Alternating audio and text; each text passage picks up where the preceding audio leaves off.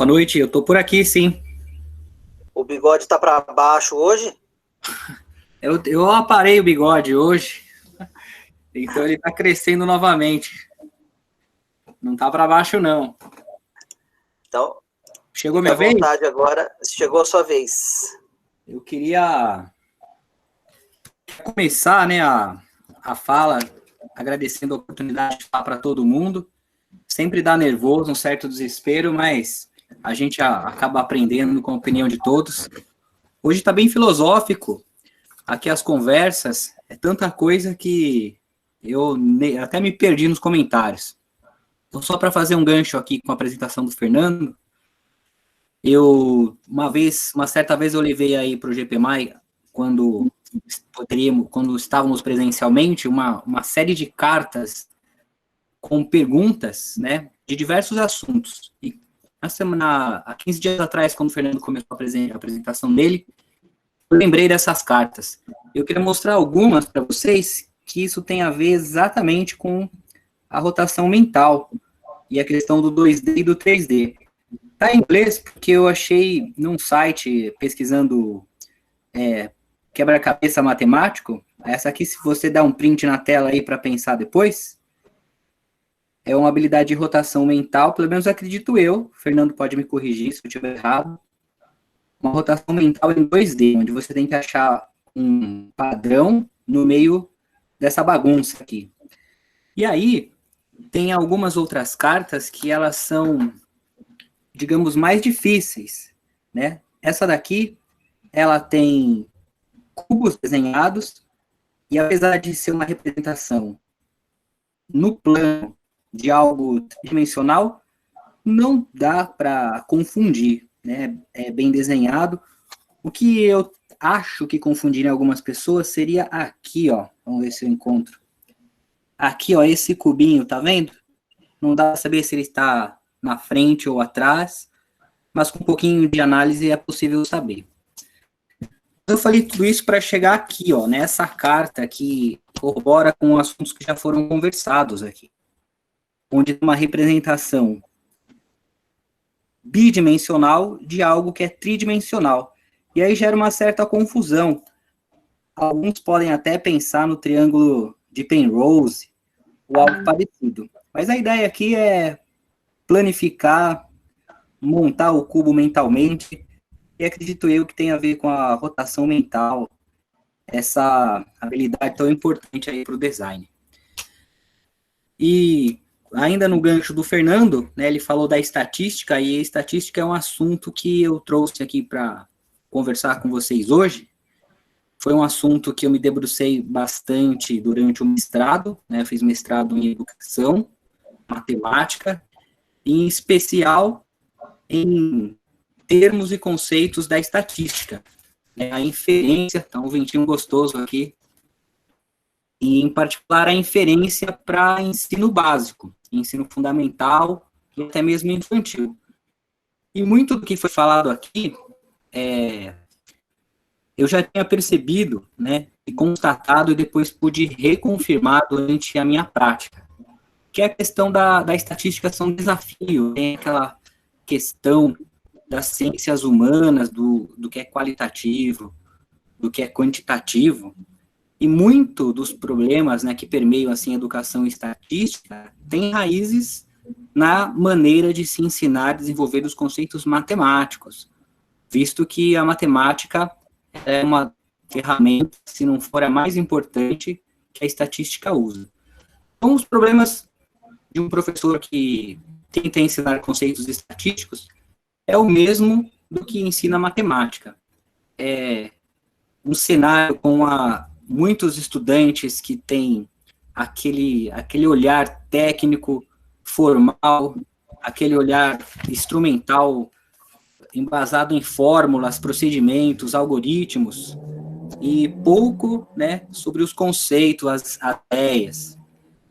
Basicamente, a estatística é dividida em três partes, né, três grandes áreas: análise de dados, estimação, e uma que é polêmica, que é a probabilidade.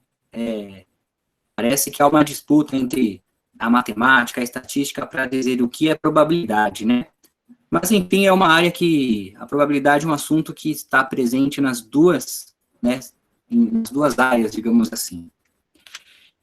E estou um pouco receoso, porque eu vou apresentar para vocês vou tentar, né, reproduzir uma oficina, né, prática aqui de maneira virtual. Então, antes disso, e ao longo dessa oficina, né, dessa rápida oficina, discutir alguns conceitos relacionados à estatística. Vou apresentar aqui para vocês um PowerPoint. Enquanto eu apresento o PowerPoint, tem aquele minuto de silêncio constrangedor. Será que já foi?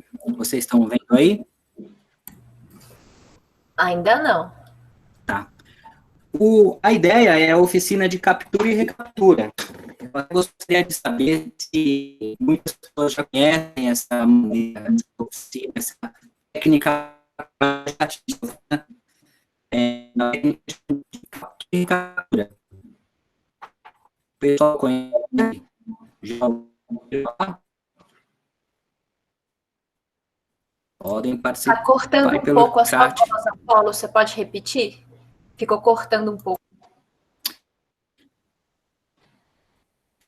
Tá. Eu queria saber se muitos aqui têm essa técnica que é a captura e recaptura.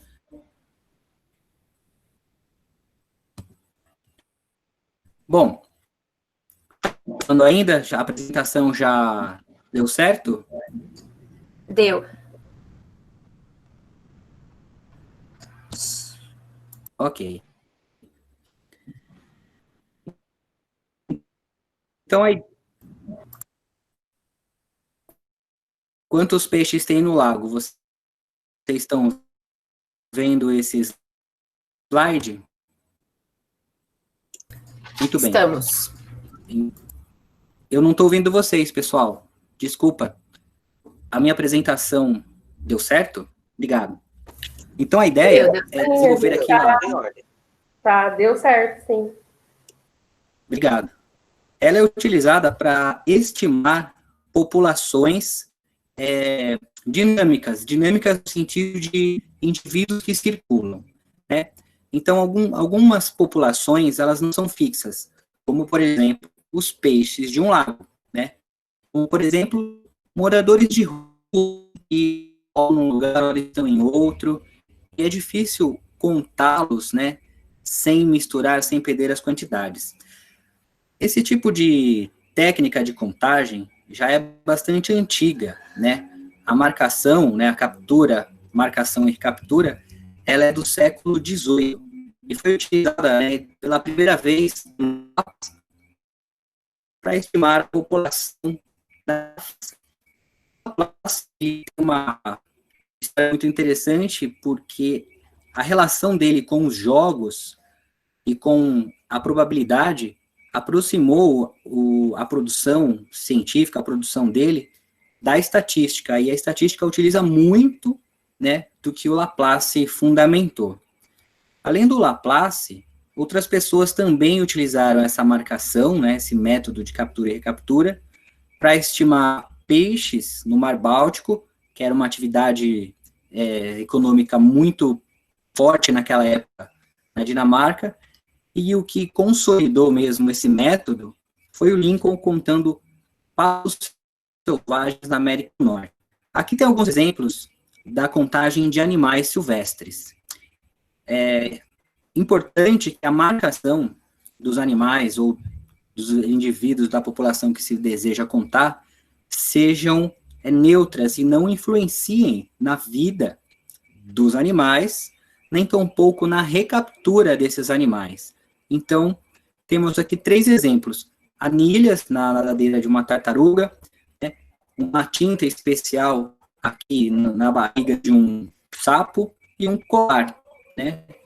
Existem outros tipos de marcação, como a anilha em pássaros, a tinta mesmo em répteis, e cilindros, né, com as informações nos peixes, que são costurados por meio de furos nas brânquias, nas partes do corpo. Alguns animais, eles não são marcados, como é o caso de baleias e tubarões, onde a simples fotografia da cauda ou de alguma marca serve como impressão digital e já para distinguir o sujeito, né, um indivíduo do outro.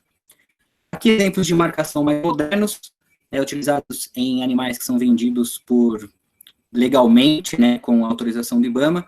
Dá para perceber que o tipo de marcação evoluiu bastante. Quando se trata de marcar tecnologicamente, o tamanho não entra muito em consideração. Bom, entrando no espaço aqui da estatística, eu não vou entrar no mérito do que é espaço amostral, do que é amostra, do que é a população. Quero mostrar aqui um slide rapidinho que mostra alguns estimadores, né, para se quantificar a população quando o método é esse de captura, marcação e recaptura.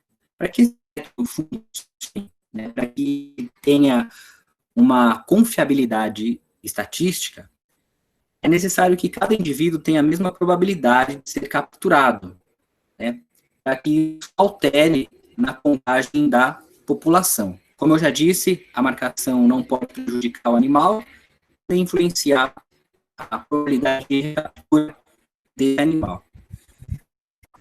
E os estimadores, né, ou seja, os modelos matemáticos que tornam essa quantidade, os modelos, né, matemáticos que representam, que estimam a verdadeira quantidade de indivíduos numa certa população, são esses daqui que estão vendo na tela. Então, para esse método que eu estou mostrando, captura, marcação e recaptura, existem algumas teorias que permeiam e algumas maneiras de se estimar a população total de indivíduos. Alguns levam em conta a variabilidade, outros levam em conta a quantidade de vezes que foi recapturado o mesmo indivíduo, né, a média de idade dos indivíduos marcados e outras características mais específicas. Você pode observar aí 5, né, estimadores, ou seja, 5 modelos matemáticos que representam a quantidade. Daí dá para perceber que não existe um consenso entre um método melhor ou pior.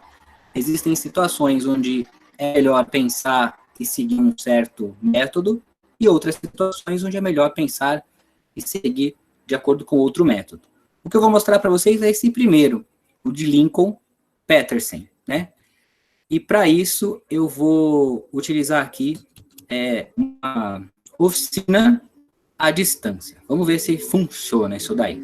Eu vou encerrar aqui agora a apresentação e vou tentar mostrar aqui a mesa. Eu caí, eu já volto.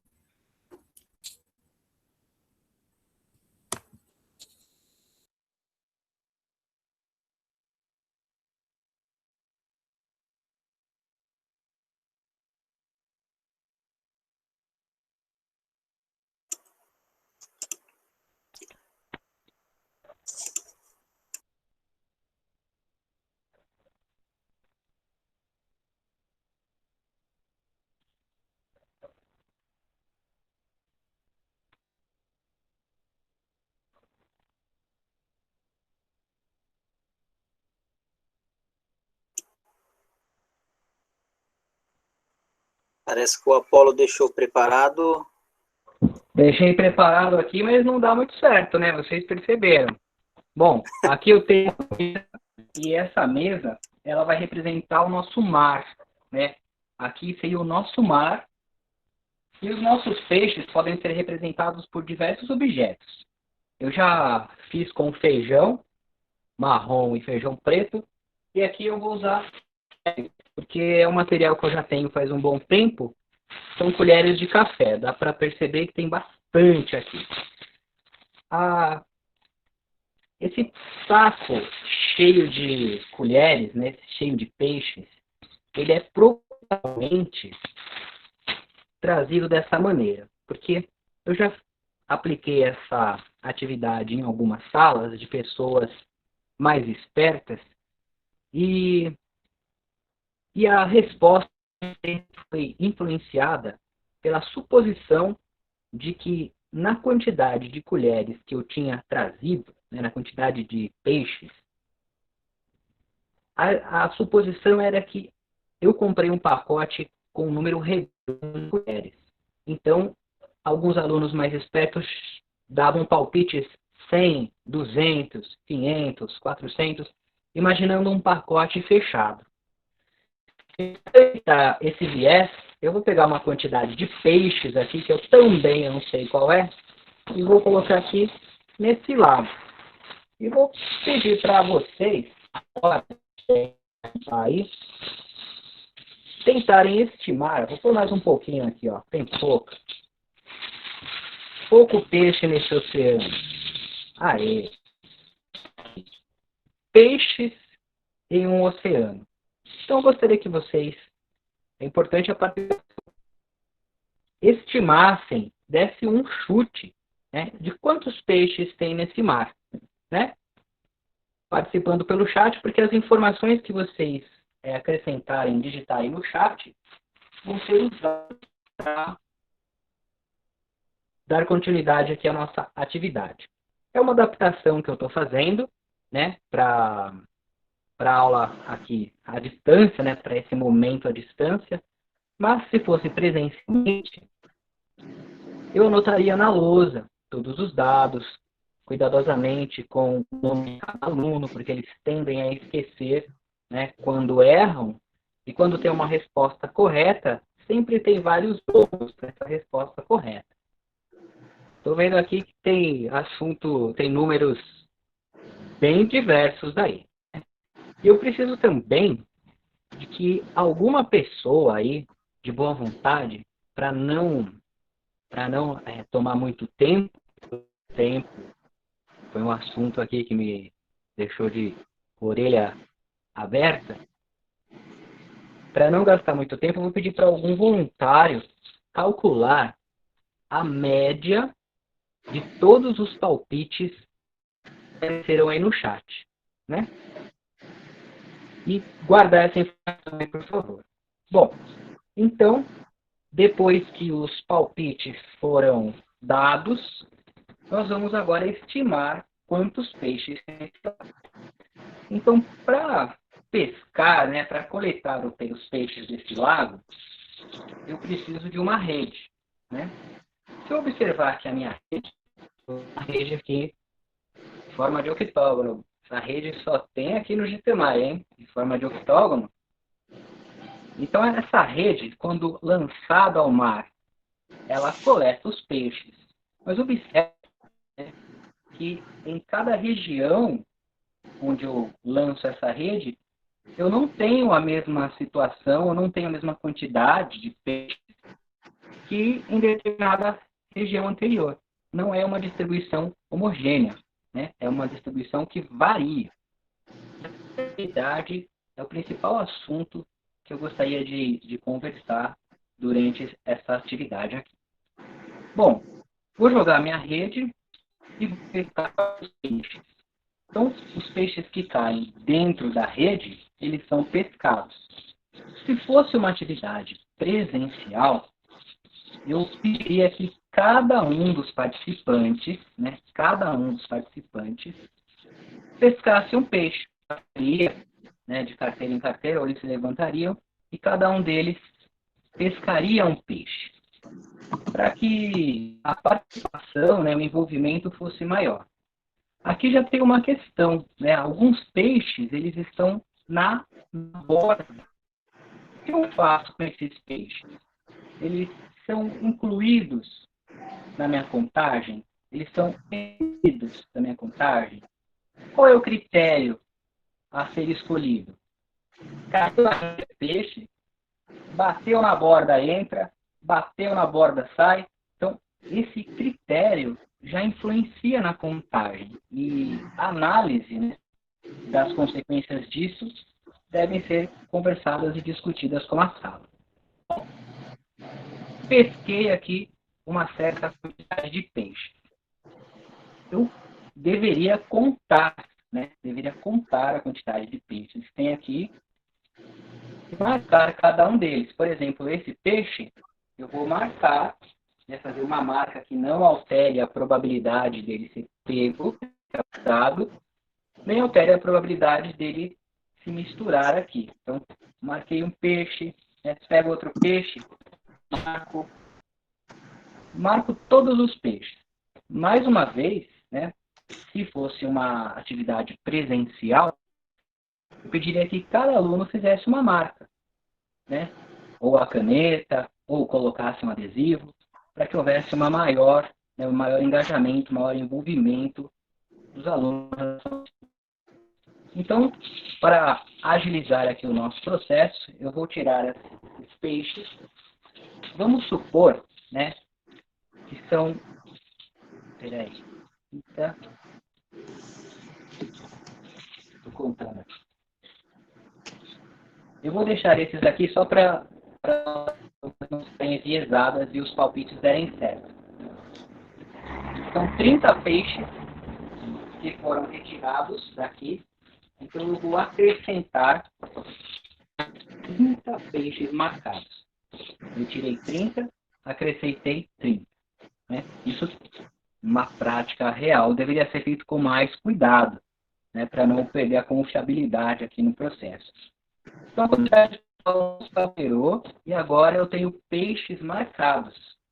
É necessário esperar um tempo para que a população se misture, né, e não haja uma concentração de indivíduos. Isso, na prática real, né, numa atividade, digamos, de contagem de indivíduos na natureza, uma atividade real, às vezes demora um período de migração e de tudo mais. Estou misturando aqui, né, os nossos peixes, o nosso oceano, para simular tempo, né, que foi necessário para a população ficar misturada e não houver viés na hora de coleta dos animais, na hora da recaptura dos animais. Eu vou misturar aqui para simular a homogeneidade da população. Mais uma vez, agora, né, para concluir o processo, eu preciso lançar a rede e capturar. Então, agora vem a parte mais importante, né, que é estudar a variabilidade. Porque dentro da estatística, né, como foi falado na fala de vocês, tem a questão da interpretação. E um dos pontos mais importantes, né, que são ressaltados para explicar como inferir estatisticamente, é o raciocínio modus tollens, né? Nós raciocinamos diretamente e depois tem a recíproca. Então, a questão da recíproca é muito importante. Por exemplo, se chove, vou dar um exemplo aqui, bem tradicional. Se chove, fica molhado. Então, se está molhado, nada se pode concluir, né? Existem outros motivos que fazem com que fique molhado, não só a chuva. Então, é comum em várias classes e faz todo ano. Então, vamos lá, galera. Se chove, o chão está molhado. Então, se o chão está molhado, é porque muita gente responde. É porque choveu. E não, né? A recíproca não é verdadeira sempre. E esse raciocínio, né, na reciprocidade, aqui na hora de inferir, ela é muito considerável. Porque eu não posso fazer certas conclusões por conta da reciprocidade na situação. Então, por exemplo, se eu lanço a minha rede aqui, eu tenho uma quantidade de peixes marcados e uma quantidade de peixes não marcados. Eu tirar as minhas conclusões unicamente, né, utilizando esses dados aqui. Né? Usar esses dados para concluir, né, para levantar hipóteses e para refutar hipóteses, que é, às vezes, um dos principais papéis da estatística. É difícil a estatística afirmar coisas. Ela, muito mais vezes, nega coisas. Ao negar, ao refutar, os cientistas vão vão afunilando e se aproximando de certas hipóteses. Então, vai refutando, eliminando, e o que vai sobrando seria, né, a essência, a hipótese que se quer concluir. Enfim, quando a rede muda de lugar, né, o cenário muda também. Então, o fato de ter muito peixe marcado não significa absolutamente nada. O fato de na rede nenhum peixe marcado também não significa absolutamente nada. É preciso tecer dados, né, para se tirar conclusões. E que dados são esses? São, no mínimo 5. Né? 5 quantidades numéricas, 5 medidas para se concluir. A média, variabilidade, o maior valor, o mínimo, o menor valor, amplitude, a diferença entre esses valores, o desvio padrão, né? Variância, esperança, vários conceitos relacionados mínimos, porque só a média, apenas a média, ela diz absolutamente nada.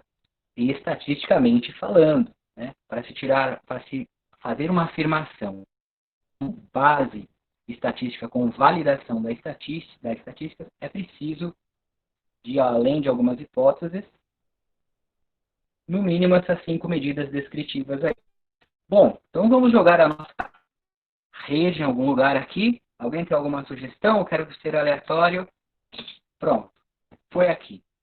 Mais uma vez, vamos discutir, né? Que faremos com os peixes que estão na borda? Eu vou colocar todos os peixes que estão na borda para dentro da rede. Caiu na rede, é peixe. Quem está fora da borda, está fora, né? A rede relou, está dentro, né? Bom, esse aqui é o nosso cenário. Isso aqui é o que a nossa rede pescou. Então, vou separar aqui um pouco dos peixes e vou fazer uma contagem agora, não de uma população inteira, mas apenas de uma parte dela. Né? E vou separar aqui quantos peixes foram pescados, quantos foram marcados, e fazer comparações entre esses valores aí, né? De peixes capturados e peixes recapturados. E aí poderemos ter uma ideia da população de uma maneira geral. Então, vamos ver quantos peixes temos aqui.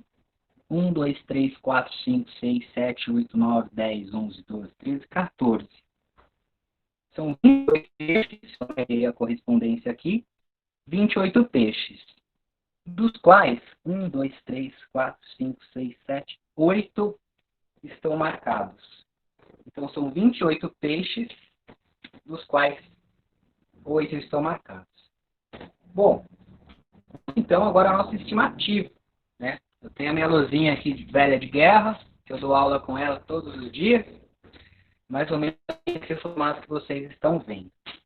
Então vamos lá. Eu tinha uma população, eu não sei, né, qual é o tamanho dela. Eu quero descobrir.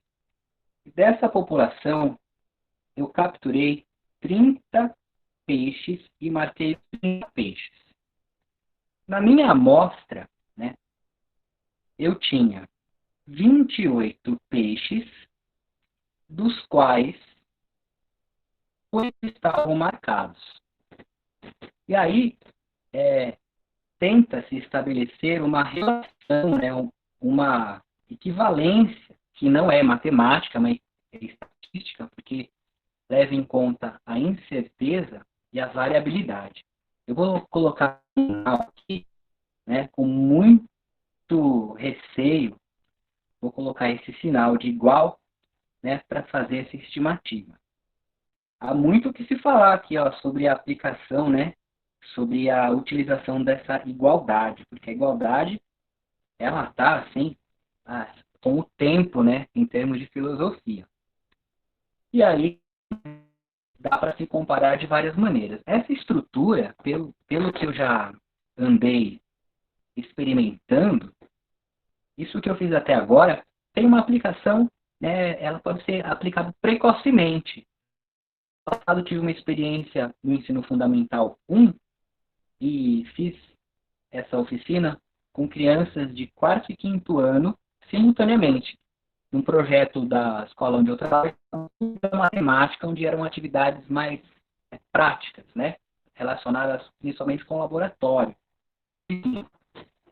E eles entenderam e conseguiram perceber, né, uma certa equivalência, aqui, uma certa dependência da amostra e da população, e conseguiram fazer certas inferências.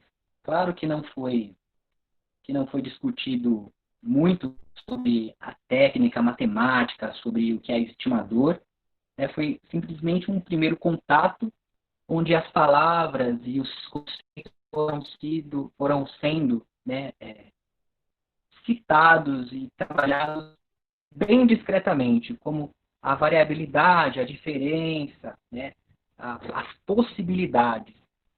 Então, a conta aqui, né, é uma equação do primeiro grau. Se você observar uma equação do primeiro grau, você tem aí 30 vezes 28 dividido por 8. Né? Quanto será que daí? Ao executar, né, ao fazer essas operações, acredito que crianças, né, mais novas, que antes do conseguiriam e travariam nesse momento aqui. Mas a partir do quarto ano, já tem condições de multiplicar e dividir. Né? É exatamente o momento, quarto e quinto ano, onde se aprende a multiplicar e a dividir. Né? Nem sempre com vírgula. Né? Bom, quanto que dá isso aqui? Vamos ver. 14. Me ajudem aí. Aqui vai dar 4, aqui vai dar 14. Aí aqui Apolo. Quem foi? No chat, 105. o pessoal já colocou 105. Ah, obrigado. Então, Mais uns 3 minutinhos para a gente concluir. eu já praticamente acabei. 105 seria a nossa população estimada. Né? 105 seria a nossa população estimada. Ou seja, 105 peixes aqui nesse mar. Para que o método de fato fosse validado, seria necessário mais capturas, porque de acordo com a variabilidade, né, isso aqui é apenas um cenário, é uma amostra de uma população muito maior. Bom, quem está mais perto aí quem deu o melhor palpite? Quanto que deu a média? Eu acabei não acompanhando. A Márcia deu o melhor palpite com 112. A média tinha dado 164,8. 164. A média saiu pior do que o palpite. Mas, às vezes acontece a média ser um palpite melhor que o próprio palpite.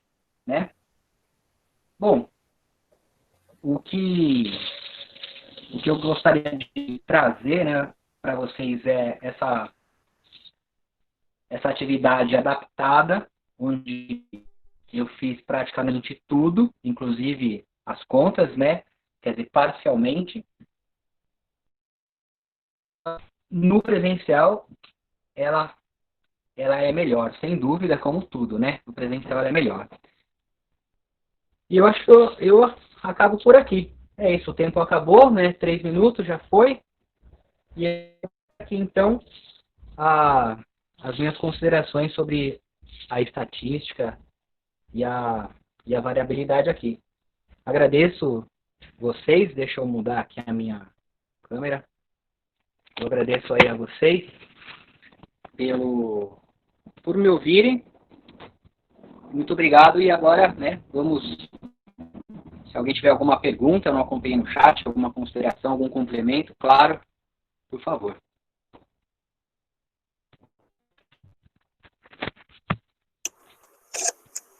Pessoal, à vontade para as colocações para o Apolo, as contribuições.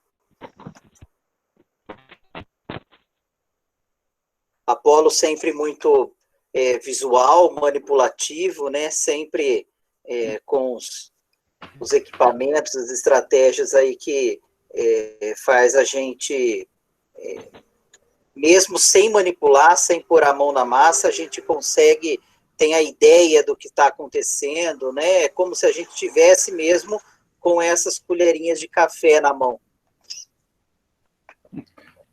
Ô, Rafa, Apolo. Só faltou um café, viu? Vou aproveitar o momento e fazer aqui uma consideração sobre os momentos presenciais do GPMAI.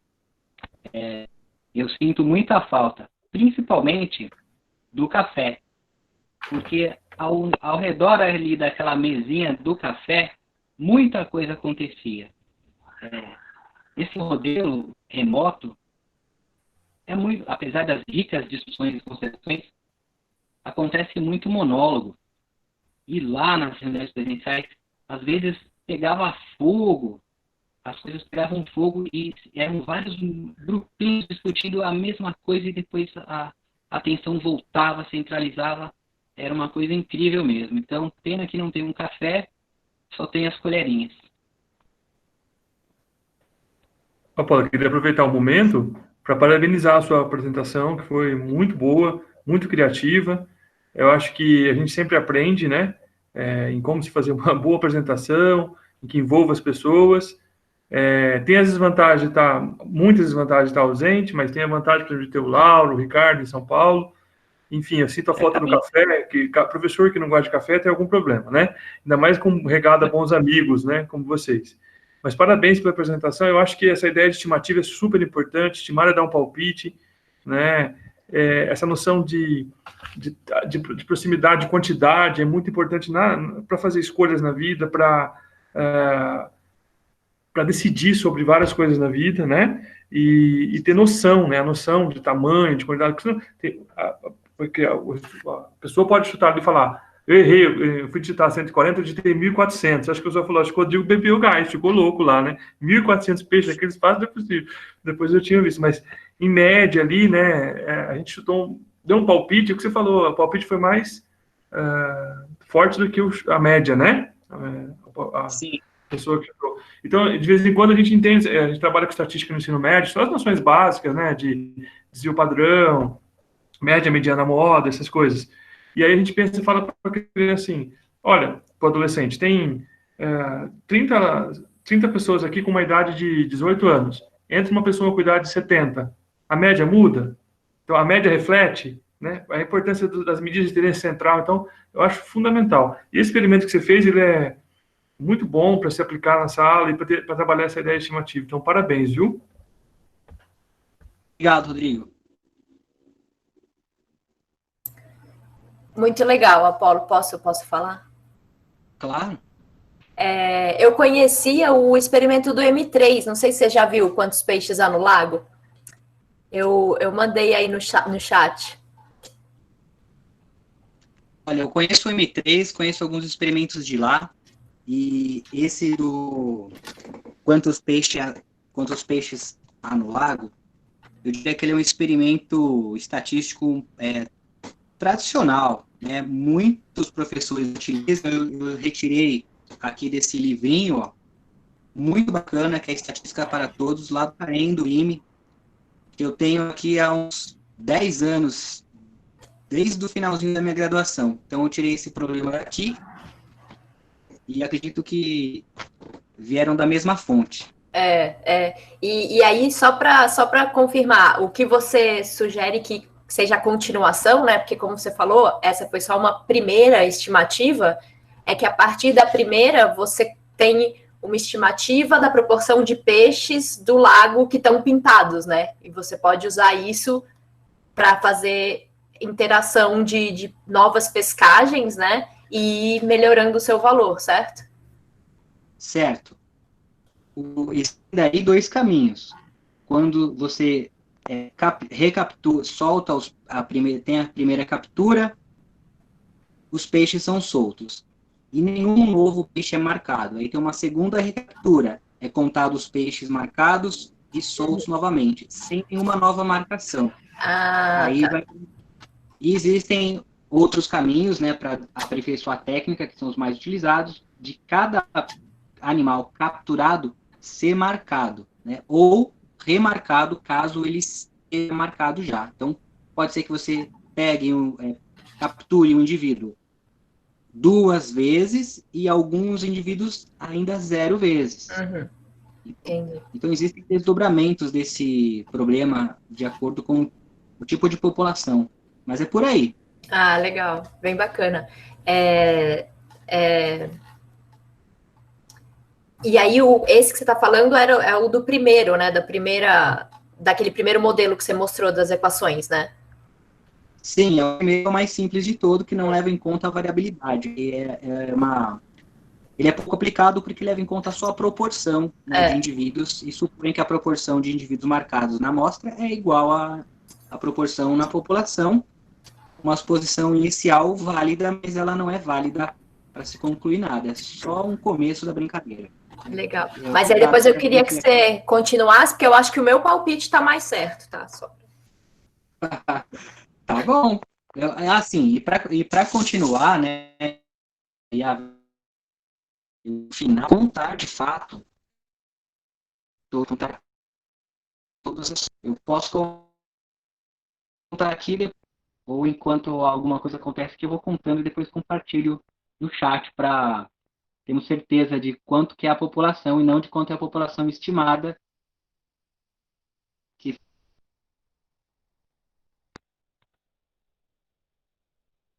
Ok, Rita.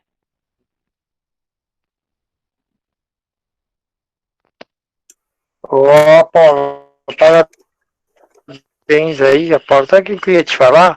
O seguinte, acho que todos nós estamos com saudades do quadro negro, né? É verdade. Da lousa, principalmente a gente que trabalha muito com lousa. Mas eu acho interessante o que o professor Sérgio fala, que a gente tem que dar voz ao aluno, entender o aluno. E quando você deixa o quadro negro e começa a fazer essas atividades simples, com esses materiais tão, desculpa a palavra banal, uma coisinha lá, uma colherinha, mas você pega a atenção de todo mundo. Se eu fizer isso na sala de aula, vai ter um silêncio, todo mundo vai parar, todo mundo vai contar, todo mundo vai prestar atenção, todo mundo vai aprender. Então, eu acho que isso que está acontecendo aqui, essa nova educação, todo esse ensino à distância, preparar a aula, tudo, está nos fazendo a gente refletir que não é só um quadro negro, coisinhas simples. Sabe, a gente que trabalhou com o movimento maker, quando eu fiz lá meu mestrado, que a gente teve, sabe, o pessoal levava coisinhas simples e dali saía um experimento e saía resultado interessante. Mas parabéns aí, parabéns. Certo, Ricardo, obrigado. Eu caí da conexão aqui, não ouvi tudo que você disse, mas eu concordo com você com o finalzinho aí que eu entendi. É bem isso mesmo, deixar o aluno se manifestar e a partir, né, como a Rita também falou e os professores aqui, o momento inicial da aula, onde você faz aquela sondagem do que eles sabem e parte do aluno e não parte de um livro, de uma apostila, de um programa, né? Você parte do aluno. Acho que isso é mais importante mesmo e um dos itens aí para quem quer fazer diferença na educação. Isso é mesmo. Professor Sérgio, gostaria de dar uma palavrinha. O microfone está desligado. Agora está ligado. Para perguntar para você, quantos segundos você me dá?